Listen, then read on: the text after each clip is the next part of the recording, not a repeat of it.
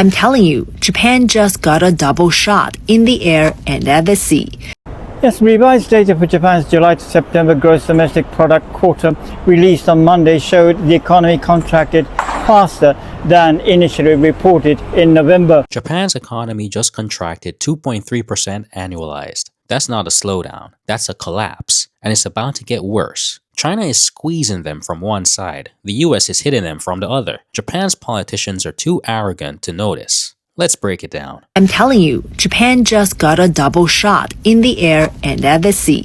So China-Japan flights are getting cancelled faster than at any point this month. By next week, more than 1 in 5 Japan-bound flights could be cancelled. And on the ground, you can feel it too. Japanese restaurants in China are way more quieter than before.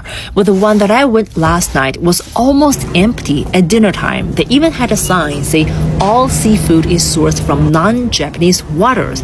Well, China used to be Japan's biggest seafood buyers, but after the Fukushima water waste released in 2023, China stopped Japanese seafood import, but later resumed. By 2024, seafood export to China down 7.5%.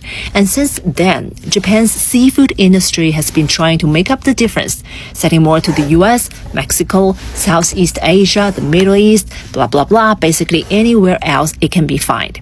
But the hole that China left is too huge. And then it came another hit. The US slapped a 15% tariff on Japan, making it less competitiveness. So today, when Takaichi meddled in China's internal matters, the impact on Japan's economy apparently didn't cross her mind. A double shot is exactly right. While China is canceling flights and strangling their seafood industry, the United States is hitting them from the other side. That 15% tariff the clip mentions isn't just on cars. It's a baseline tariff on nearly all Japanese imports, effective September 2025.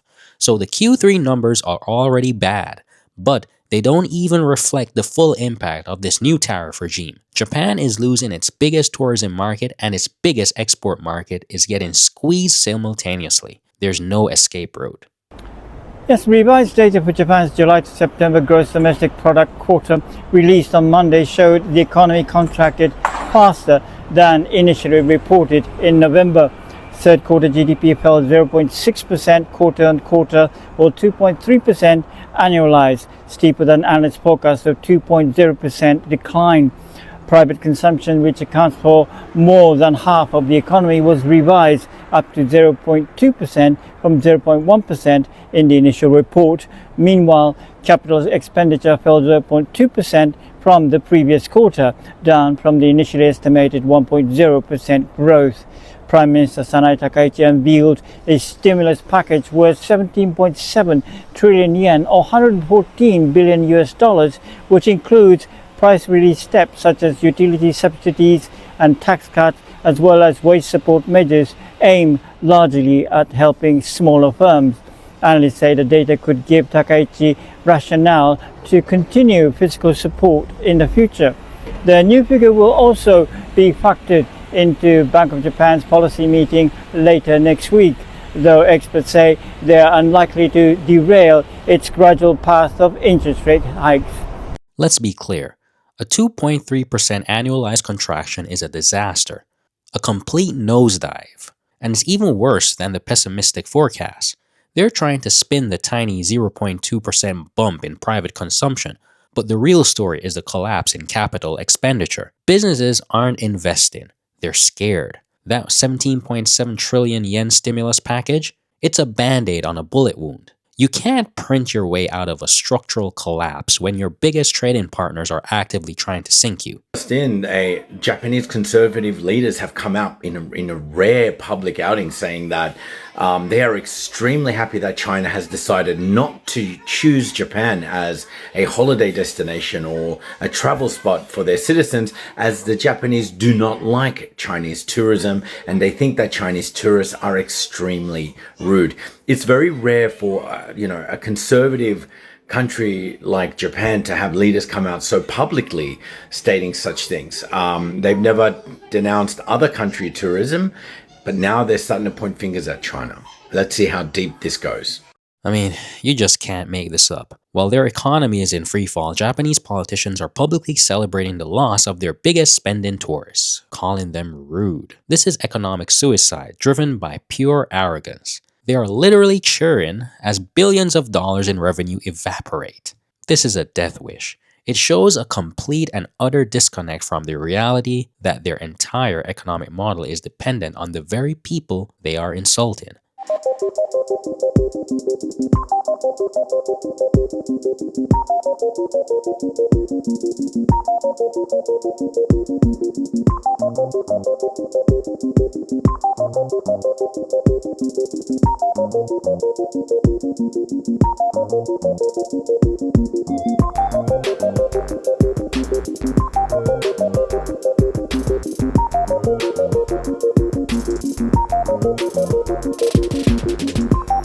Former Prime Minister Ishiba is asking the only question that matters. Can our country exist without relations with China? The answer is a resounding no, and China knows it. According to the Center of Strategic and International Studies, Beijing has a whole menu of options to escalate the pain. They can cut off rare earths, disrupt critical supply chains, sanction Japanese companies. What we're seeing now is just the opening salvo. China can systematically dismantle the Japanese economy piece by piece, and there's absolutely nothing Japan can do to stop it. 那么目前50万那个退票只是初期的反应，如果不改善，我们可能会看到赴日旅客出现40%到50%的结构性的一个滑坡现象。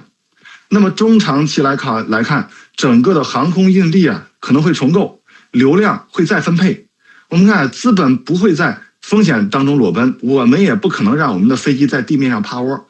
那其实从另外一个侧面，我们还会积极的加速全球运力的一个重构。我们也可以看到大量闲置的运力可能被重新调配到，比如说东南亚一带一路沿线的整这个我们和我们国家政治互信度高、安全保障好的区域。那么日本企业呢，还不得不面对客货双断的一个现实。如果日本政府不能在政治上回归理性，修复互信的基石，那么它失去的不仅是现在的游客，更是未来全球供应链的一个关键节点地位。我想结论其实是很明确，政治上的这个冒险主义终将由经济上的阵痛来买单。So Japan's economy is contracting. Its businesses are terrified, its politicians are delusional, and its two most important economic partners are actively working against it. Not to mention, Japan is working against its own interests. This is a controlled demolition. Japan picked a political fight it could not win, and now it's paying the economic price. The numbers don't lie. This is just the beginning of the pain. Is this the end of Japan as an economic superpower? Let me know your thoughts in the comments below. And if you want to stay ahead of the global economic shifts nobody is talking about, make sure you like this video, subscribe to the channel, and hit the notification bell. Thanks for watching. And until next time, bye.